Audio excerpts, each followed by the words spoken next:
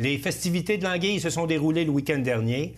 On s'en va vers le 350e anniversaire de la municipalité. J'en parle avec d'autres dossiers, bien sûr, avec le maire Jean-Guy Bouchard. Monsieur Bouchard, bonjour. Oui, bon matin. Comment ça s'est déroulé, le Festival de l'Anguille?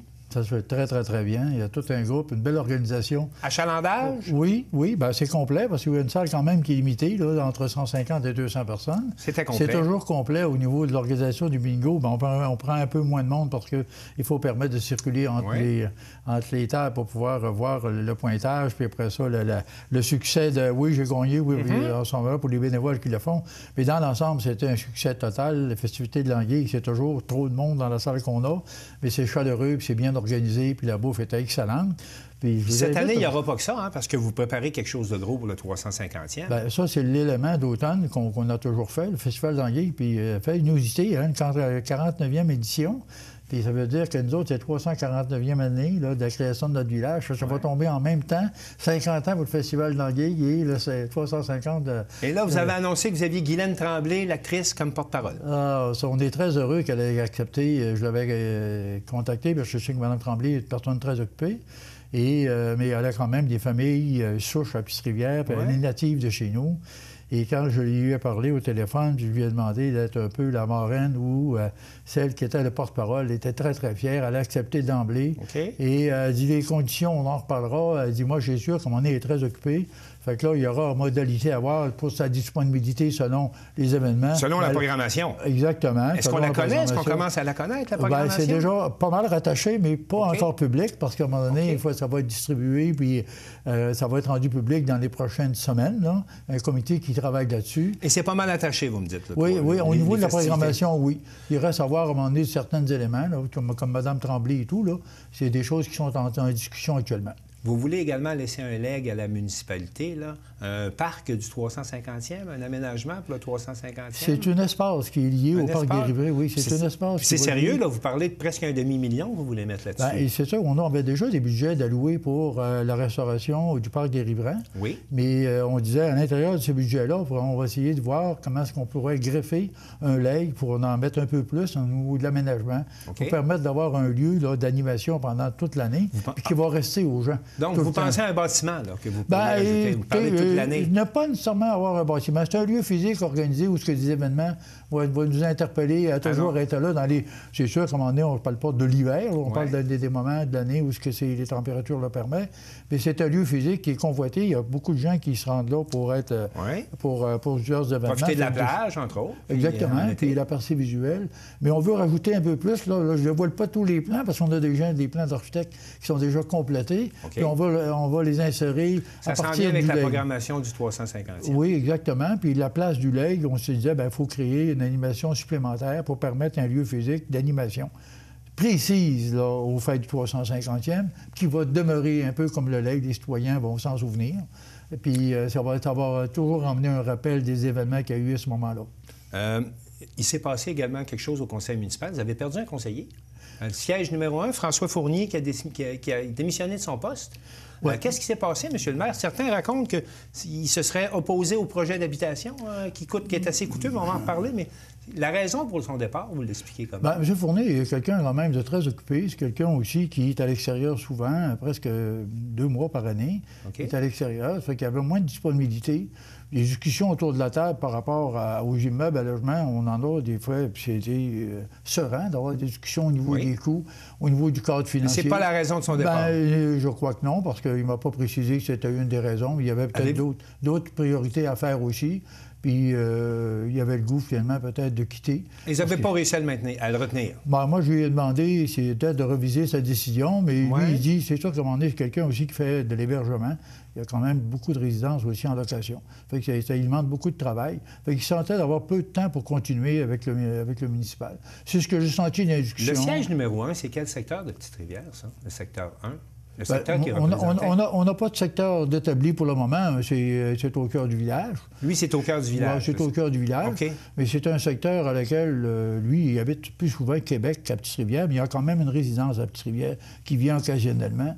Fait qu'il était plus souvent à Québec parce qu'il reste principalement plus à Québec. Donc, on s'en va vers quoi? Une élection partielle? Ou bien vous allez vous rendre jusqu'à l'élection municipale l'année prochaine? Non, je pense qu'on a pris garde aussi, puis il a été très prudent aussi de choisir la date de démission pour ne pas créer d'élection.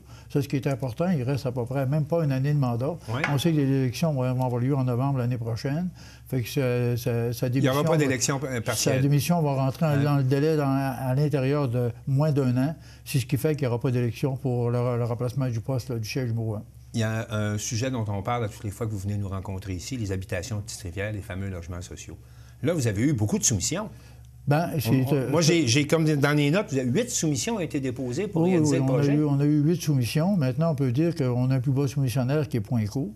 Il reste des modalités à discuter avec lui, mais c'est quand même une compagnie qui reste dans Charlevoix, je pense, Poinco, mais on a quand même quelqu'un de Rivière qui va agir comme entrepreneur qui a été choisi? Il va être entrepreneur. Le contrat n'est pas signé parce qu'il y a des modalités à discuter avec lui. On est très heureux, mais on a eu quand même beaucoup d'intérêt à ce projet-là. C'est ce qui fait qu'on a eu quand même une proposition intéressante. On parle, rappelez-moi le nombre de logements qui sont prévus. C'est un 20 logements. Un 20 logements? Des 4,5, des 5,5, des 3,5. Et on a 10 logements à caractère social pour des gens en faible revenu, de 25 000 et moins, et d'autres dans le volet de 10 autres logements, des logements abordables. Est-ce qu'on peut maintenant envisager une date de livraison? Avez-vous un horizon là-dessus? Écoutez, je pense que... Les travaux, là, maintenant... parce que là, on aurait bien voulu commencer, et puis un entrepreneur d'instruction voulait commencer cet automne, puis en plus qu'on a une très belle automne. Mais nous, on a Oui, bien voilà, on a une procédure aussi au niveau des appels, des règlements d'emprunt sur les infrastructures. C'est tous les délais aux affaires municipales. Puis la loi nous interdit de commencer quoi que ce soit dans les travaux tant que la procédure des règlements n'est pas finie. Et on dit, il y a un manque à gagner pour l'ensemble du projet encore, hein? Le manque à gagner, c'est un 2 millions de manque à gagner qu'il fallait trouver à quelque part. Non, on l'a comblé parce qu'on a eu quand même des montants. Il y a eu des montants supplémentaires qui se sont inscrits avec la Société d'habitation et la MRC a donné 200 000 de plus. Fait que là, on est à combler. Il y avait à peu près 800 000 à combler. On est capable de le prendre à même le surplus accumulé. Puis on va créer un fonds de roulement pour pouvoir prendre cette partie-là. Le seul aspect de règlement d'emprunt, c'est sur les infrastructures. D'aqueduc et d'égout pour le branchement de l'ensemble de tous les immeubles. C'est un projet d'1 million. Dans ce secteur-là, oui, exactement. Parce qu'il n'y a pas que ça dans ce secteur-là. C'est pas un nouveau projet de prolongement d'égout. C'est un branchement pour l'ensemble des logements dans le secteur de la rue du Quai. Puis de toute façon, on devait travailler pour refaire cette rue du Quai-là parce qu'elle était dans la programmation depuis déjà quelques années. Ça fait que tout ça ensemble, on règle... Mais il y avait des autorisations à obtenir de l'environnement, puis un dossier... Ça peut devenir compliqué, ces dossiers-là. Parce que c'est des délais. C'est des délais qui nous disent que pour cet automne, même si on avait la volonté, puis l'entrepreneur était prêt à en faire un bout cet automne, fait qu'on n'arrive pas dans les temps ciblés pour pouvoir penser faire des travaux d'automne. Donc, les travaux au printemps? Au printemps. Au printemps, on y va avec ça. Oui. Grosse hausse du rôle d'évaluation à Petite-Rivière, 27 de hausse de la valeur des propriétés. Vous êtes passé, de la valeur des immeubles, vous êtes passé de 681 à 865 millions. Oui. L'augmentation, elle vient de où exactement? Bien, écoutez, il y a eu beaucoup de transactions depuis les 4 dernières années. Il faut savoir aussi. Est-ce que ça a ralenti l'an dernier? Bien, écoutez, le rôle triennal, c'est à tous les 3 ans, puis celui de la municipalité est à 69 de ses valeurs. Fait qu'à un moment donné, la loi nous impose de revoir le rôle, puis c'est la MRC qui a la mission de refaire les rôles. Donc, vous êtes passé de 60 de la valeur à 100 on est tombé à 100 de sa valeur, naturellement. Le sur les 3 prochaines années. Oui, c'est ça. C'est sûr qu'on est à des hausses peut-être plus importantes sur les ventes d'immeubles. Parce qu'il y a eu beaucoup de transactions, ça fait que ça vient de balancer le rôle. Quand les immeubles, la maison, on en vaut, je vais vous donner un exemple, 400 000, puis ça vend 550 000. Vous avez un 150 000 de valeur supplémentaire. Ça vient, dans l'unité de voisinage, changer toute la partie des valeurs des alentours.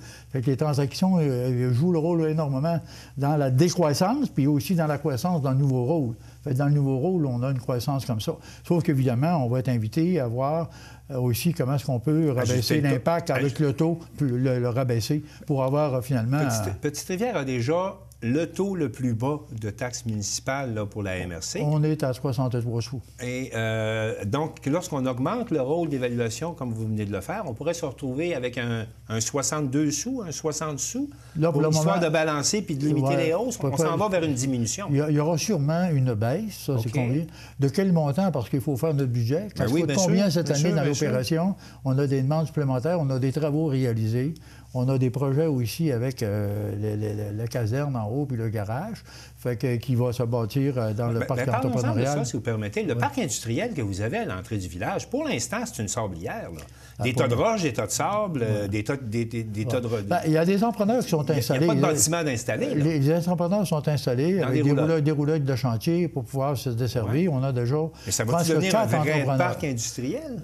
Voilà. C'est parce que là, pour le moment, l'industrie n'est pas venue, mais c'est parce qu'à un moment donné, il y a des discussions à avoir à la MRC sur les besoins, sur ce qu'on fait en termes d'investissement commercial dans ce secteur-là. Mais comme les garages et les casernes sont permis déjà. Nous, dans notre projet qui nous interpelle, le projet dans la programmation du programme des affaires municipales, c'est accepté. Les plans et devis sont en train d'être élaborés pour l'année prochaine.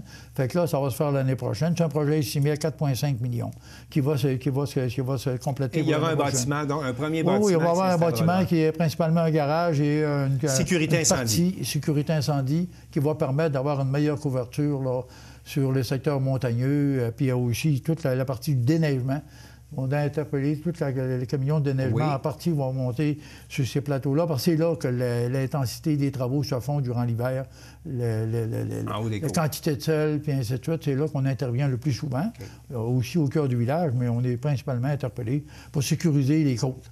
Monsieur le maire, en terminant, on est à moins d'un an des élections municipales. Est-ce que vous vous représentez aux prochaines élections? Ça veut dire que vous n'êtes pas le premier qui me pose la question, mais c'est une grande réflexion. Mais je veux dire que ça a bien été dans ce mandat-là. Ça me faisait peur un peu parce que j'avais été 12 ans arrêté. Les choses avaient changé? Oui, ça avait changé énormément. J'ai dû m'adapter, mais ça a quand même bien été. J'ai une équipe au niveau de la mutualité qui est extraordinaire. Les membres du conseil aussi qui collaborent très bien. Fait que j'ai du plaisir à le faire. Puis je suis repris dans le rythme là, normal quand j'ai quitté pour fonctionner. Je vais vous dire que ma réflexion est plus dans le sens que ça m'intéresse de revenir, mais je ne peux pas confirmer. Je vais voir qu'est-ce qui va venir. Parce qu'il y a un projet... La santé est bonne? Il y a un projet, oui, voilà. Puis il y a un projet aussi qui me tient à cœur, c'est le campus, avec le lien avec le centre de services scolaires. C'est un projet que je trouve extraordinaire. Vous voulez continuer à développer? Je veux que ce projet-là soit relancé parce que c'est un projet, finalement, qui était intéressant, mais il n'a pas été retenu parce que les cadres budgétaires du gouvernement, maintenant, sont plus à ralentir, finalement, les investissements dans les programmes. Le programme a été comme coupé pour le moment. Qu'est-ce qui va revenir? On nous dit qu'à un moment donné, tout ce qui était dans la machine va être reconduit ultérieurement d'ici 1 an ou 2. On espère. Donc, vous venez de nous présenter un peu de votre programme électoral. Merci, Monsieur le maire. Merci bien. Au plaisir. Au plaisir.